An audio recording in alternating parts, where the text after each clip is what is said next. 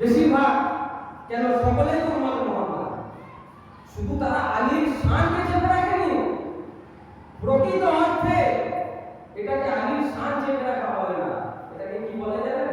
নবীর প্রতি বুকস, নবীর প্রতি যে হিংসা, নবীর প্রতি যে মানে নবীকে যে না মানার যে রাস্তাটা আমরা অবলম্বন করে চলছে, সেটাই তারা একমাত্র প্রমাণ। কারণ বিদায় ভাষণটা সকলে জানে, কি জানে? বিদায় ভাষণ, যে আল্লাহ রাসূলের বিদায় ভাষণ হয়েছিল, এবং বিদায় ভাষণ যখন হয়েছিল দিনটা ছিল 8 জিলহজ। কতদিন? কত তারিখ? জিলহজ মাসের 18 তারিখ। এই বিদায় হজে কিছুদিন পরে আল্লাহ রাসূল সাল্লাল্লাহু আলাইহি সাল্লাম অসুস্থ হয়ে গেছেন, এবং ক্যালকুলেশন করে হিসাব করে দেখা যায় যে সফরের চাঁদ যখন হলো আল্লাহ রাসূল সাল্লাল্লাহু আলাইহি সাল্লাম অসুস্থ হয়ে গেছিলেন, এবং কোন রিওয়ায়াত থেকে ক্লিয়ার নাই যে 12 রবিউল আউয়াল আল্লাহ রাসূল ইন্তেকাল করেছিলেন। কিন্তু মাশহুর কিতাবের মধ্যে এসেছে যে আল্লাহ রাসূল সাল্লাল্লাহু আলাইহি সাল্লাম 12 রবিউল আউয়াল সুবহে সাদিকে উনি দুনিয়ার মধ্যে তাশরীফ এনেছিলেন। সুবহানাল্লাহ। কিন্তু মৃত্যুর যে তারিখটা, ওনার যে রিসালাতের যে ডেট, সেটা কিন্তু 12 রবিউল আউয়াল নয়। সেটাকে মানুষের মোটিভকে পরিবর্তন করা হচ্ছে, মানুষের মেমোরিকে চেঞ্জ করা হচ্ছে যে আরে তোমরা কি পালন হয়ে গেছো নাকি? নবী দিবস পালন করতে যাচ্ছ, নবীর জন্মদিন কি ওদিন হয়েছে? নবী তো মৃত্যু দিবস, জন্মদিন পালন করবো না, মৃত্যু পালন করবো? আচ্ছা ভাই, যারা এই কথা দেয় যেই হোক না কেন, মনে করেন একটা সন্তান জন্ম লাভ করে, করে না? সন্তান প্রসব মায়েদের গর্ভে যখন থাকে, অনেক সময় সন্তানটা গর্ভে থেকে মারা যায়, আবার অনেক সন্তান দুনিয়ায় আসার পরে সময় পরে আবার মারা যায়। তো আপনি তার সেই বাচ্চাটা মানে জন্ম আপনি মানবেন না, মৃত্যুও মানবেন না নাকি? আপনার শরীয়তের মাসলা আছে, যখন কোনো বাচ্চা কোনো মায়ের গর্ভের ভিতরে থাকা অবস্থায় যদি মৃত্যুবরণ করে, তাহলে তার জন্য জানাজা প্রয়োজন না। কিন্তু যদি বাচ্চা দুনিয়াতে ভূমিষ্ঠ হলো, দুনিয়ার মুখ দেখলো, দেখার পরে সে ইন্তেকাল করলো, সে বাচ্চা মারা গেল, তার জন্য কিন্তু জানাজা শর্ত রয়েছে। তাহলে আপনি কি যে বাচ্চা বড় হওয়ার পরে জিন্দা হওয়ার মৃত্যু লাভ আপনি কোনদিন আপনি অন্তর আগে হয়েছে, কিন্তু যে বাচ্চা মারা গেছে তখন তার জন্য কি কর্তব্য? জানাজা পয়দা হয়েছে, আর এই যে মৃত্যু লাভ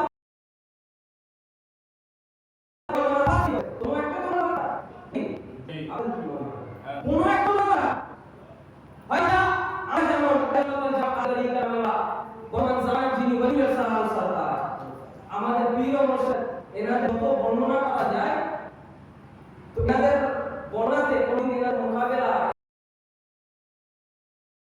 যতটুকু পারি এনাদের মানে গুণান এনাদের তারা করি, কারণ এনাদের নাম পাক নিতে গেলেও মারতে দরকার আছে, কারণ এরা হচ্ছে আমাদের গাউস। আজ যারা এই বর্তমান জামানার যিনি গাউস, এই যে সিলসিলা, এই ধারাবাহিকতার সমস্ত ফুলকাটা রয়েছেন, এনাদের নাম খবর নিয়ে দেখো। সৈয়দা ফাতেমা বাংলাতে আজ পহলে পাকের নাম পাক নিয়ে মানুষ আরো বেঁচে যায়, কারণ প্রত্যেকের জামান আল্লাহ পাক আল্লাহ দরবারে ফরিয়াদ করেছেন, এ ফাতেমায়ে আলম খালিকে দুনিয়া, আমি হাইনেসা তোমার দরবারে না চাই আমার আব্বা জানের উম্মতদের জন্য, অতীতের জন্য, যারা হয়তো বড় পরিশানের মধ্যে মুশকিলের মধ্যে পড়ে হয়তো আমার আল্লাহর নামকে চুপে নেবে, ইয়া গাউস আল মাদাদ বলে ফেলবে, ইয়া পীর আল মাদাদ বলে ফেলবে, আপনি তো মওলা, আপনি তো আকা, আপনি আমার আব্বা জানের উম্মতদেরকে একটু নাজাতের ব্যবস্থা করে দেন, তাদের যেন যখন তারা আমার বেটার নাম নেবে যেন তাদের জবান না ভুলিয়ে দেওয়া হয়, অন্তত পক্ষে নাপাক দিলে গায়ে একটা কসম মাইনাস হতে থাকে। আগে কি হতো? জবান বন্ধ হয়ে যেত। তো ভাই আজ যিনি বর্তমান জামানার বস আছেন, যে আজও তোমরা আহলে বায়াত বিয়াদবি করছো, তারপরেও আজও হুজুর পাকরা দয়ার সাগর ক্ষমা করা, আজ যদি না হতো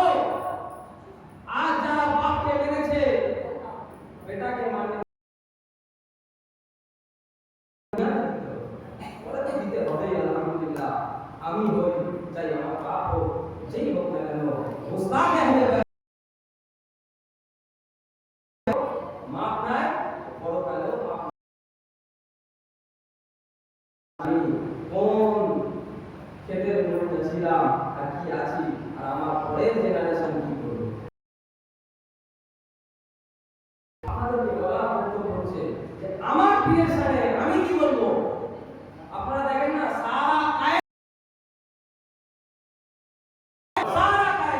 আল্লাহ পাক বলেন ওয়া মা আরসালনাকা ইল্লা রাহমাতাল লিল আলামিন। হে নবী, আপনি আপনার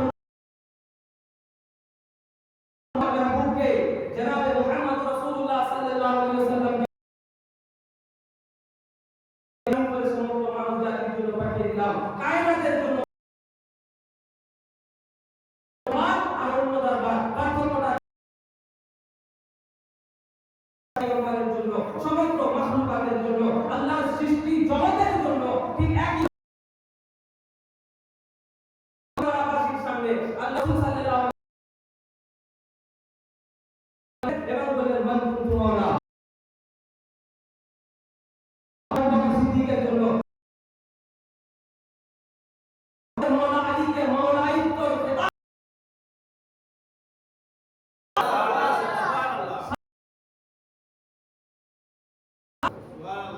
কারণ এনাদের পক্ষ দরবারের জন্য নয়, সেটা শুধুমাত্র জন্য নয়, সেটা শুধুমাত্র আহলে বাইত আলী আলী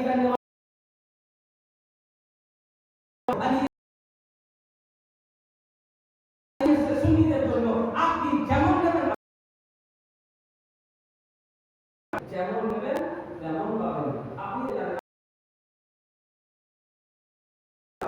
আমরা যাই ওযু করার জন্য, আবার যাই নিজেদের মুখমণ্ডল পরিষ্কার করার জন্য। ওই একটা কাজ কিন্তু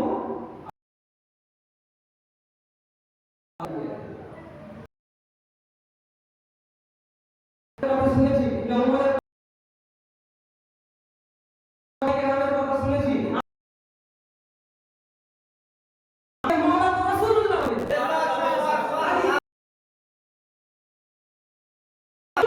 রাসূলুল্লাহ কথা শুনবো কেন? তোমার রাসূলুল্লাহ বলেছেন আলী মাওলা আমার, এবং আল্লাহর রাসূল সাল্লাল্লাহু আলাইহি ওয়াসাল্লাম নয়, বরং আমার পরে খলিফা হচ্ছে আলী ইবনে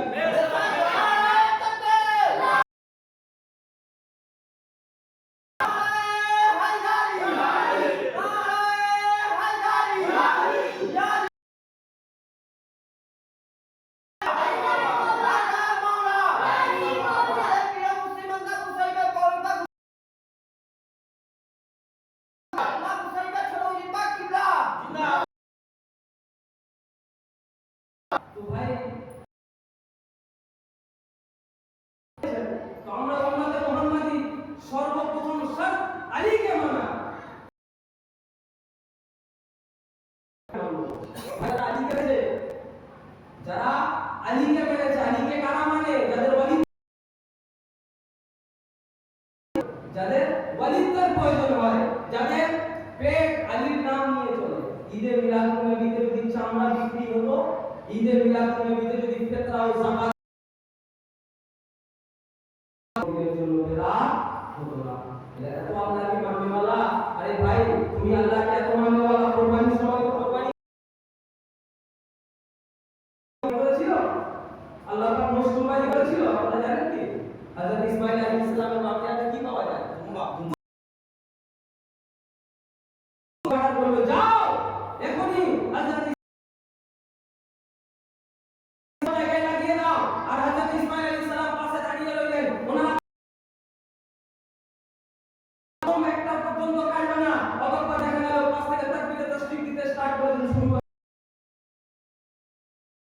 তখন দেখছে ওনার বেটা পাশে দাঁড়িয়ে রয়েছে, আর দুম্বা আল্লাহকে মাননেওয়ালা আল্লাহ দুম্বা কুরবানি দিল। খাসি কুরবানি করছো, আবার ইদার কি মজা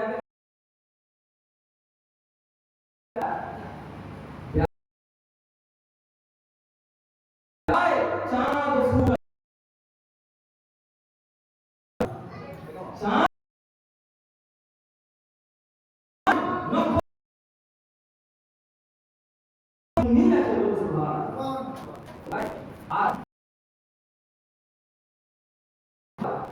রাসূল সাল্লাল্লাহু আলাইহি ওয়াসাল্লাম মাওলা আলীকে মাওলা করেছেন।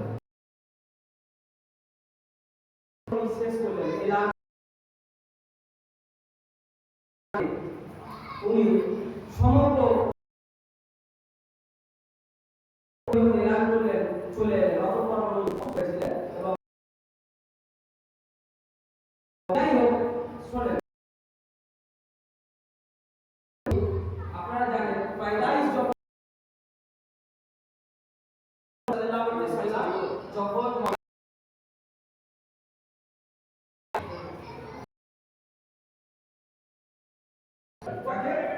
মওলা আলীকে কাবা বাইতুল্লাহ থেকে বাইরে হওয়ার নেওয়ার পরে মওলা আলী চোখ খুললেন। তখন কিন্তু কেউ নাই, তখন কি কেউ নাই,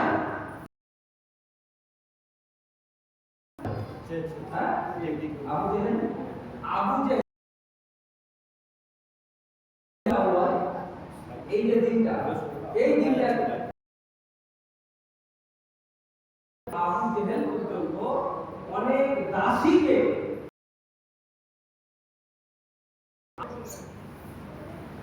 বাড়ি রবিউল আউয়ালের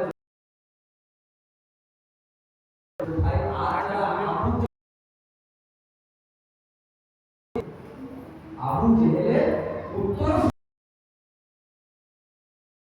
পক্ষে দাসী না ছেড়ে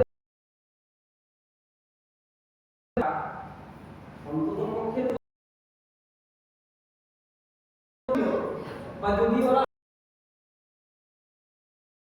দরকার ছিল নাকি না, এরা নবী দাদাকে না দিচ্ছে, কারণ কি এর একটি মাত্র যাবে না। আরে যদি ঈদে মিলাদুন নবী যদি পড়া যদি পালন করার জন্য সেটা তাহলে কি হবে, হবে সেই কারণের জন্য আল্লাহ রাসূল সাল্লাল্লাহু আলাইহি ওয়াসাল্লাম নির্দেশ করেছেন সেই পথের দিকে আমরা থাকবো। এবং আমাদেরকে আল্লাহ রাসূল দেখিয়েছেন নবীকে। আপনারা একটা কথা ভালো করে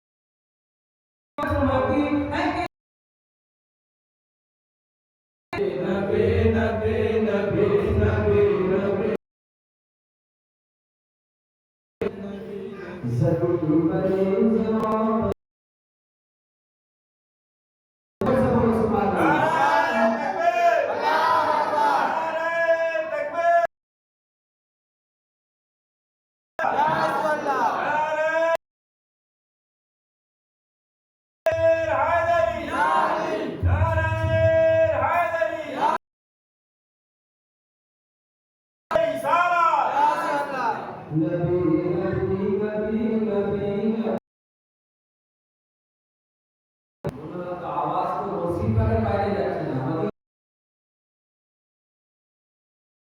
অন্য মেয়েরা তো অনেক খাস না, পড়া পাকের সময় নবী নাম তো বলো জোরে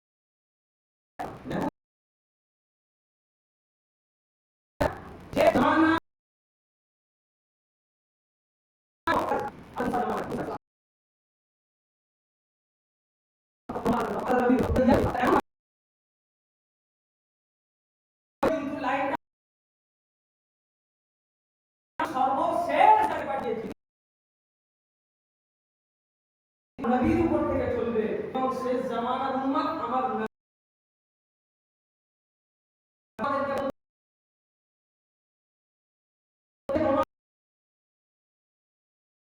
তোমাদেরকে মানতে হবে, তাহলে কালমা লা ইলাহা ইল্লাল্লাহ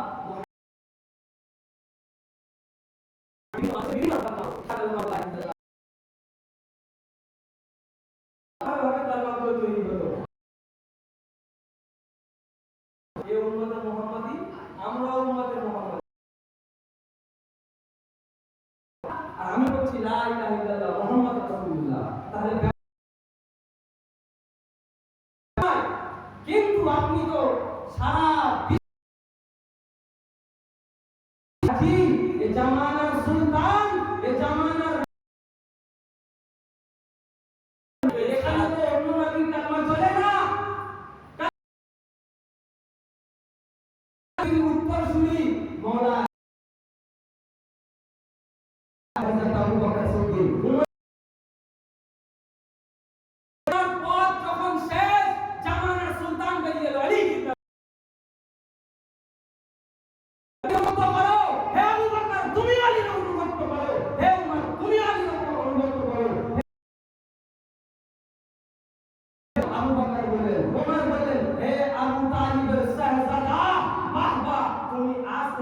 সকল মুমিন মুমিনাতের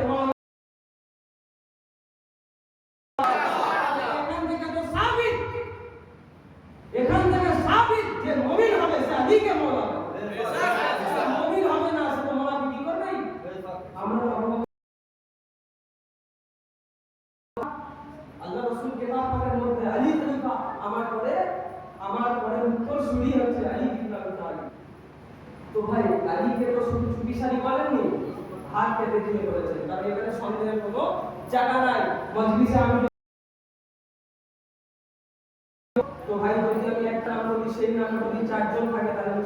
থাকবে নাকি ভাবে যে কাজ হচ্ছে আমি যাওয়া বলে অনেক বাহানার পরে আবার উঠে দাঁড়াবে। তো ভাই সেই কারণের জন্য আল্লাহ রাসূল সাল্লাল্লাহু আলাইহি ওয়াসাল্লাম সেই সময় কিন্তু আলী নাম যদি বলে অনেকটা আলী তো থাকতে পারে, সেই জন্য বলেন না কার চুরি করার জায়গা নেই, হে আবু বকর তুমিও মওজুদ আছো, না তুমিও বলতে পারবে, না লক্ষাধিক সাহাবায়ে কেরাম বলতে পারবে, না মদিনা মুনাওয়ারা বাসী বলতে পারবে যে হে রাসূলুল্লাহ আপনি যে আলীকে আমাদের পরে খুনি বানালেন, আপনি যে আলীকে মওলা বানালেন, সেই আলীটা কোনটা? রাসূল এটা জানতেন যে এরা মুনাফিকি করবে। আমাদেরকে ঈমানকে এই যে একটা দল জান্নাতে যাবে না, একটা দলকে ভালোভাবে বোঝার জন্য জানার জন্য আলীর হাতকে উঁচু করলেন। আর আল্লাহ রাসূল আমি আলীর হাতকে দেখেছি, আল্লাহ রাসূল বলেন আমি দেখেছি, আর আমি রাসূলুল্লাহ আমার যে খাস উম্মত হবে সেও এই হাতকে দেখতে পাবে, আর যে উম্মত হবে না সে কিন্তু দেখতে পাবে না। সুতরাং আলী ছাড়া জান্নাতের আশা যেই করেন না কেন তার এই আশাটা করাটার কোনো দরকার নাই। আমি এখানে এসে ভাইটির আশা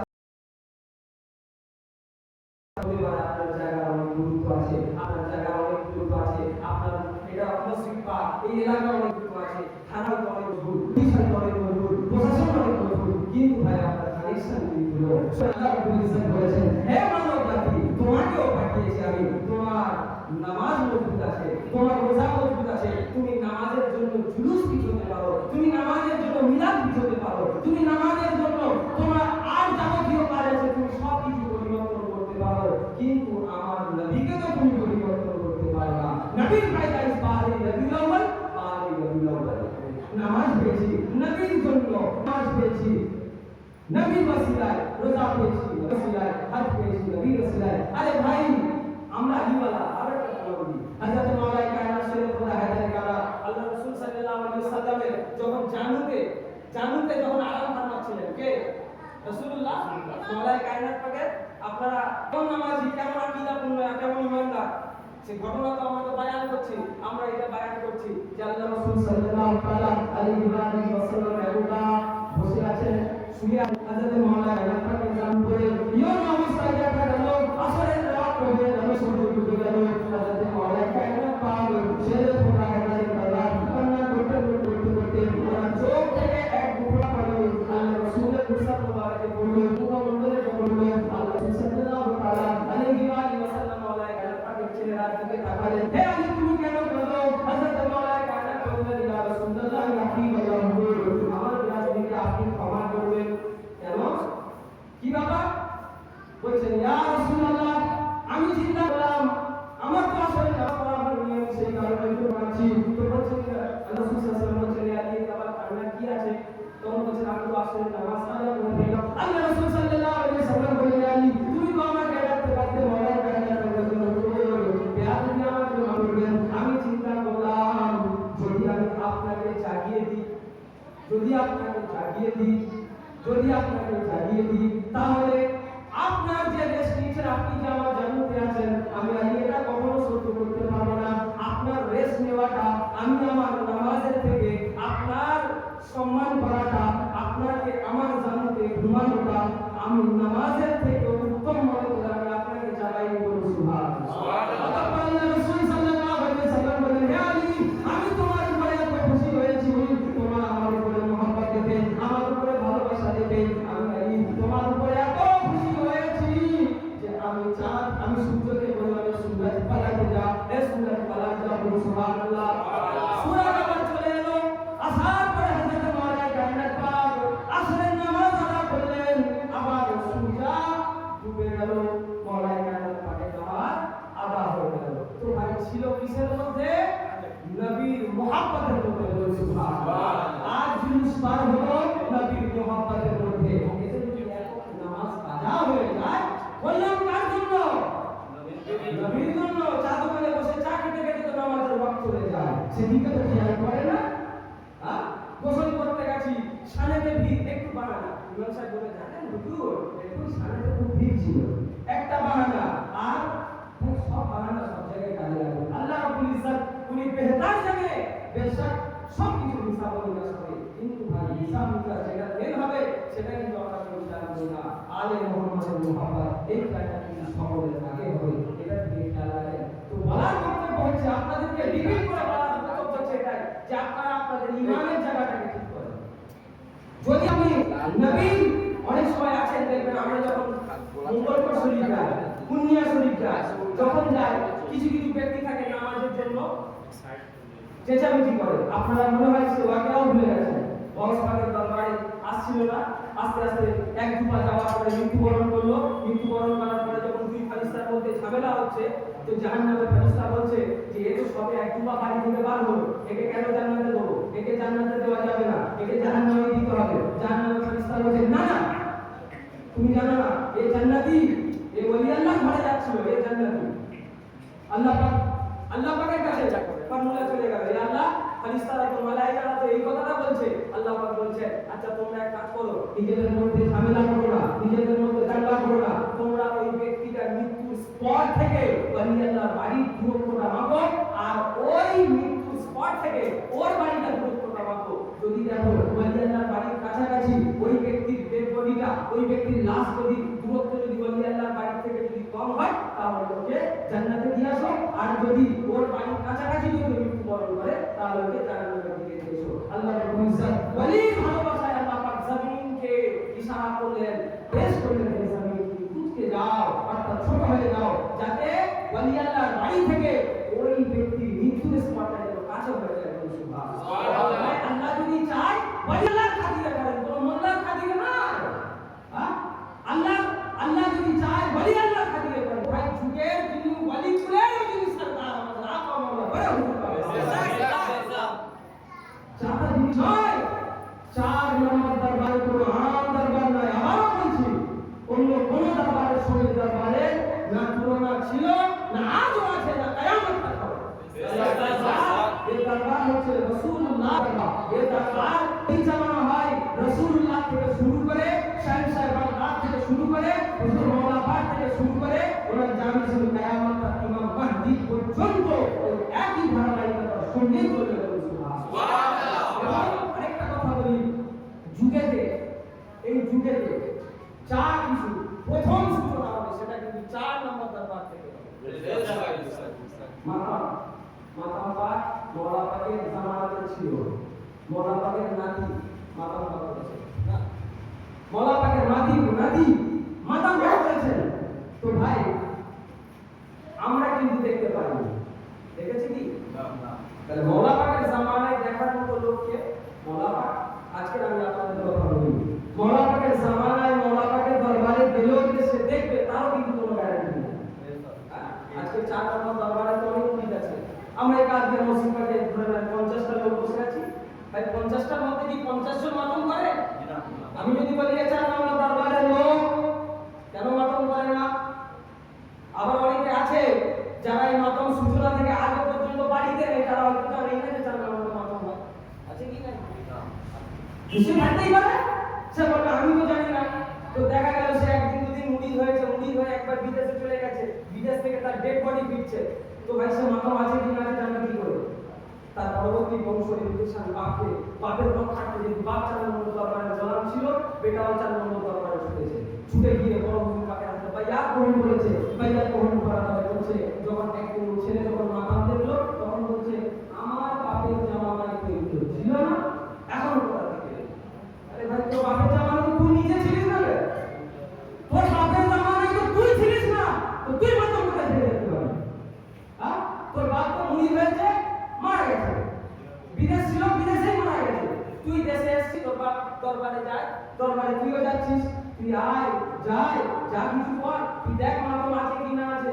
রাসূলুল্লাহ বর্তমান জামানায় 4 নম্বরে মাতম আছে না কত দরবারে মাতম আছে, তুই খোঁজ এখান থেকে রেগুলেশন শুরু কর। এত যদি জানার দক্ষতা থাকে, তোর বাপ তো 4 নম্বরে ঘুরছিল, তুইও তো 4 নম্বরে মুড়ি হয়েছিস, তুই ওই দরবারে তো যাচ্ছিস, তুই ওই দরবারে যাতায়াত করছিস। তো হুজুর পাককে একবার জিজ্ঞাসা কর যে মওলা আপনি তো আমাদের ড্রাইভার, মওলা পাক তো মাশহুর ছিলেন, আমরা তো মওলা পাকের দরবারের গোলাম, আমরা তো আপনাদের দরবারের গোলাম, আপনি তো আমাদের মুর্শিদ, আপনি আমাদেরকে রাস্তা দেখান।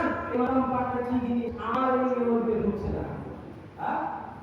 এটা কারণ আমাদের কি না এটা সবাই নষ্ট করতে পারবে, কোন খেতে না মানবে মাথা মাথা ব্যাপার। আপনি আছে ঈদে মিলাদুন্নবী আয়াত কোথা থেকে বুঝবো? তাহলে নিশ্চয় আমি আল্লাহ রাখে যাবে যে আপনাকে নবীকে বলেছে সেই নাম সেটা বলতে নবীকে নবী জাকিম সালাত নামাজ আইন করো আকিম সালাত সাত প্রদান করো। আমি বললাম আমি তো নামাজ পড়বো না, আল্লাহ কোথা থেকে কাটো হবে কান হাত কান পর্যন্ত পারবে এখন কোনো নামাজ দেখাটাই কোরআন না, ওটা সাবিত করবে কোথা থেকে? ঠিক আছে, সব কিছু নিয়ে এই কোরআন হাদিস ঘাটাঘাটি করা বা কোরআন হাদিস থেকে দেখাতে হবে এটা বলার কোনো প্রয়োজন নেই। সব জিনিসটা সকলেই জানে আলহামদুলিল্লাহ। আর বছর কয়েক আলিওয়ালারাও রেডি আছে ইনশাআল্লাহ এমন ভাবে উঠছে আয়াত করছে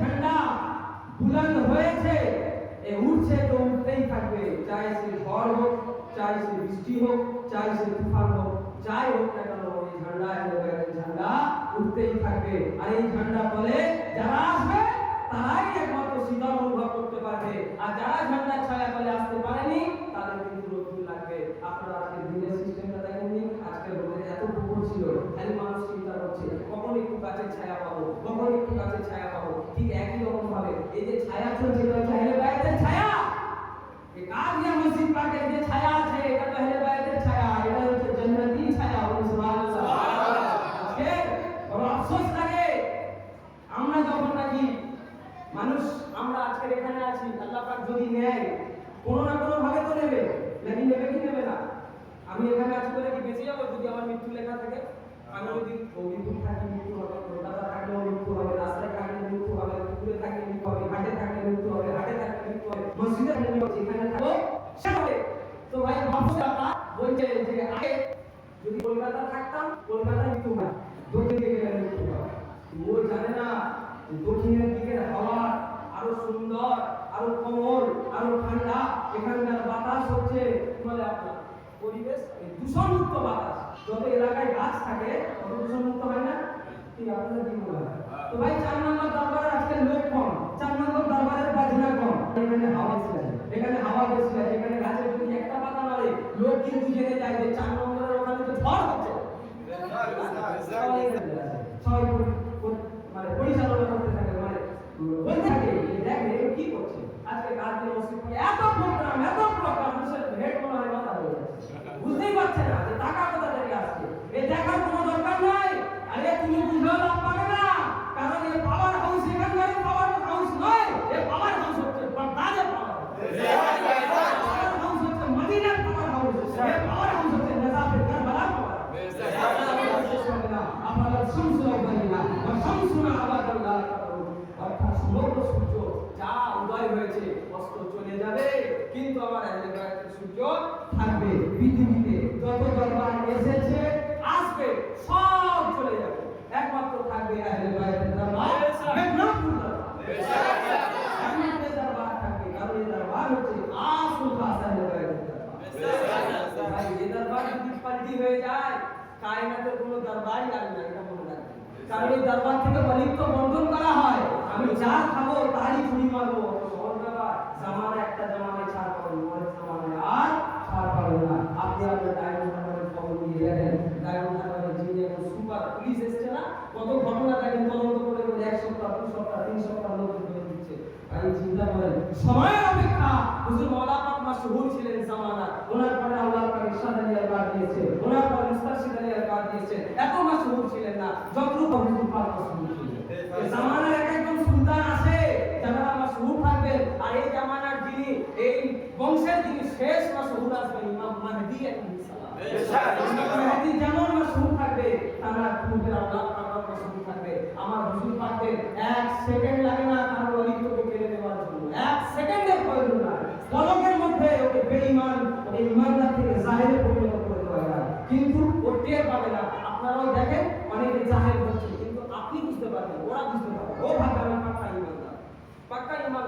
রসুলকে চেঞ্জ করা হয়েছে। রসুল আলীকে দেখাচ্ছে আর এই রসুলের উম্মত অন্যদিকে ঘুরিয়ে দিচ্ছে। সুতরাং আলীকে মানতে হবে, রসুলের পরে আলী যে মেনেছে সেই তার ইমানের প্রভাব রাস্তায় আছে। আর যারা মোটিভ করেছে, যারা পরিবর্তন করে এদিক ওদিক সেদিক থেকে নিয়ে নেওয়ার চেষ্টা করছে, ভাই আপনি মেদিনীপুর শরীফ যখন যান, মেদিনীপুরের মধ্যে অনেকগুলো গলি থাকে, আপনি দেখছেন এই রাস্তাটা 14 তো রাস্তায় ভিড়, এদিকে মনসুন মিঠাই দোকান, এদিকে মিষ্টি দোকান, ওদিকে চায়ের দোকান, ওদিকে লোক দাঁড়িয়ে আছে, ওদিকে মাজারের সুন্নি বিক্রি হচ্ছে, সাইড থেকে গেলে গাড়ি ধাক্কা করবে, এদিক থেকে মাঝখান থেকে এসে বিকারিদের একটা লাইন হয়েছে, টপকে টপকে যেতে হবে, ওরেও যেতে পারি, চাপাচাপি হবে। আমি গলির ভিতরে ঢুকলাম, গলির ভিতরে ঢুকেছি, মোল্লাপাকের মাজারের মিনার দেখতে পাচ্ছি, মোল্লাপাকের মাজার আর পৌঁছাতে পারছি না। তো আজ এদের অবস্থা ওই রকম, যারা আলী ছাড়া অন্য গলিতে ঢুকে বসে আছে, এরা শুধু মিনার দেখতে পাবে, রওজা দেখতে পাবে। এদের তো ওই কারণের জন্য মওলা পাকের এরা দেখতে পাবে, কিন্তু মওলার দরবারের যে রহমত, যে বরকত, সেটা এদের জন্য আসবে না। মওলার রহমত যাদের হবে তারা আলীকে পয়লা মানবে, মওলার রহমত যাদের উপরে হবে তারা আলীকে পয়লা মানবে, তারা আলীকে খলিফাতুল মুসলিমিন মানবে। কারণ এটা মেদিনীপুর দরবারের আকীদা নয়, বরং আকীদা রাসূলুল্লাহ। মওলা আলীকে পয়লা মানা রাসূলুল্লাহর আকীদা। যাই হোক, মওলা সাহেব চলে এসেছে, তো আপনি বিহারিত করবো না, সময়ও অনেক সঙ্গে, তো আপনাকে সকলকে যেন এই আহলে বাইতের দরবার, হুজুর পাক, ওলি আল্লাহর দরবারে ভালোবাসার মানুষ। আমি আপনাদেরকে আগে বলেছিলাম যে আপনি আর মানুষকে মহব্বত করেন, ওলি আল্লাহর জন্য কিন্তু মহব্বত, অর্থাৎ তার থেকে যেটা টপ লাইনে।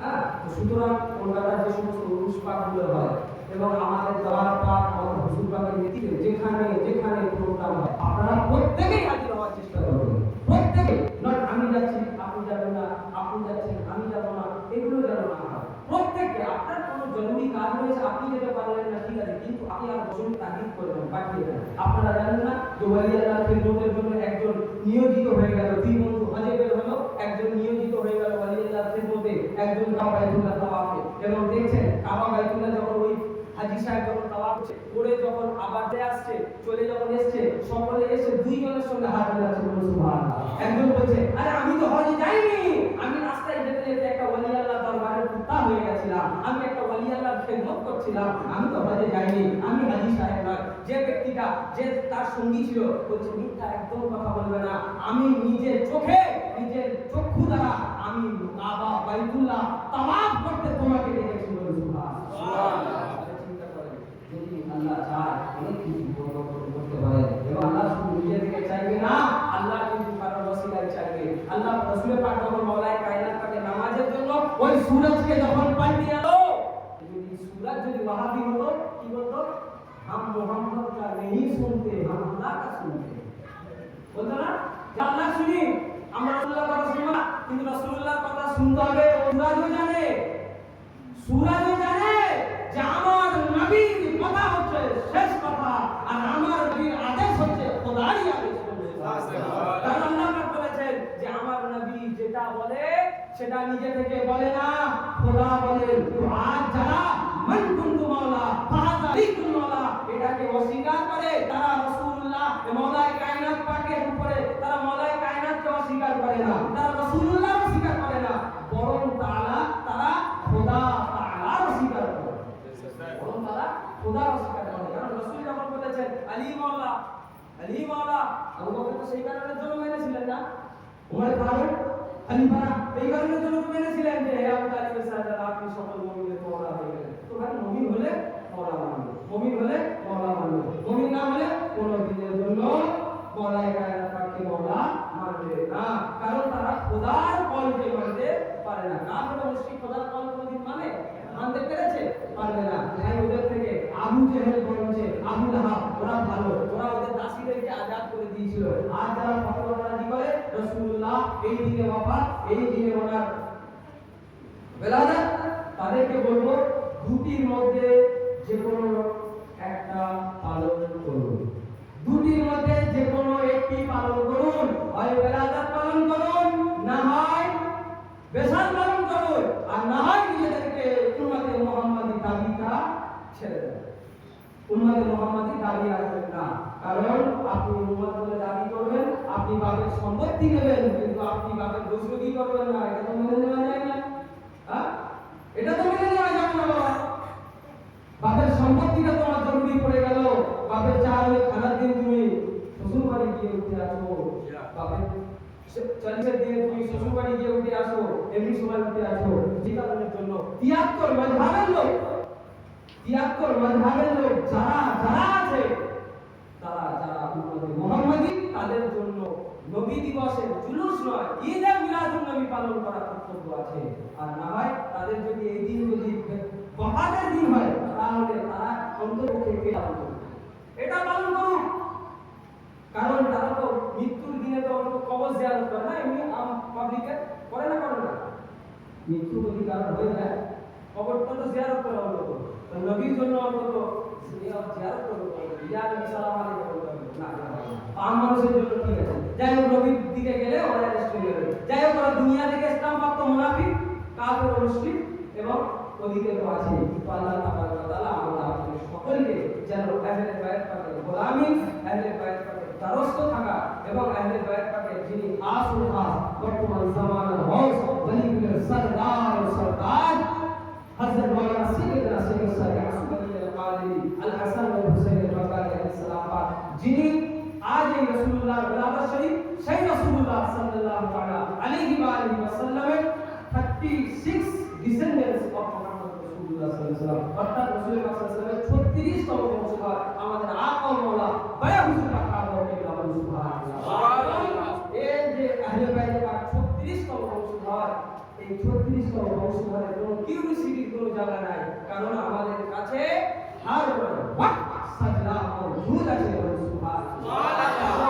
আর আমাদের যে সাজদা বাপের সাজদা নয়, বরং রাসূলুল্লাহর সাজদা। যে সাজদা ইমাম হুসাইন আলাইহিস সালাম উমর ইবনে খাত্তাবের আওলাদকে লিখে দিয়েছিল না, জান্নাতে যাওয়ার জন্য যে উমরের বেটা তোমারও যাওয়ার জন্য আহলে বাইতের সিগনেচারের প্রয়োজন আছে। যে সিগনেচার উমর ইবনে খাত্তাব উনি বলেছিলেন, বেটা তুমি এটা গিয়ে রেখে দাও যত্ন করে, যখন তুমি মারা যাবে তখন মনে করে তোমার আম্মা জানকে বলে দিও যেন তোমার দাফনের মধ্যে এই কাগজের টুকরাটা যেন দিয়ে দেয়, কারণ কবরের মধ্যে না হলে তোমাকেও বহুত কিছু ফেস করতে হবে। আর যদি এটা দিয়ে দাও তাহলে তোমার কিন্তু আর কোনো গল্প হবে না, সোজা সুজি তোমাকে নাজাত দিয়ে দেওয়া হবে, সোজা তোমাকে জান্নাতে প্রবেশ করিয়ে দেওয়া হবে। ওই যে সাজদা হুসাইনের হাতে লেখা সাজদা, তো এই 4 নাম্বার দরবারের সাজদা নট এ রকেট সাজদা, বরং এনাদের সাজদা হচ্ছে সেই রাসূলুল্লাহর সাজদা, এনাদের সাজদা হচ্ছে আলী ইবনে আবি তালিবের সাজদা, এনাদের সাজদা হচ্ছে সাইয়্যিদা ফাতিমার সাজদা, এনাদের সাজদা হচ্ছে ইমাম হাসান ইবনে সাজদা, এনাদের সাজদা হচ্ছে শাইখ শেখাওয়াত গৌসে আজমের সাজদা, এনাদের সাজদা হচ্ছে ওনার জানসিন আল্লাহ পাক মঙ্গল করে সেন্সর সাকির আলী আল-কাদরির সাজদা, এবং বর্তমান জামানার হুজুর পাকের সাজদা এক কথায় রাসূলুল্লাহর সাজদা। আর রাসূলুল্লাহর সাজদা মানে তো বলার কিছু নেই, তার সাজদা আমরা আশা করি সকলে ভালো করে জানি। তো ভাই আল্লাহ তাআলা আমাদের আপনাদের সকলকে যেন আহলে বাইত পাকের গোলামি করা, আহলে বাইত পাকের বাইবিন করা যেন তৌফিক আতা করেন। আমিন। ওয়া আখিরু দাওয়ানা আলহামদুলিল্লাহি রাব্বিল আলামিন। আসসালামু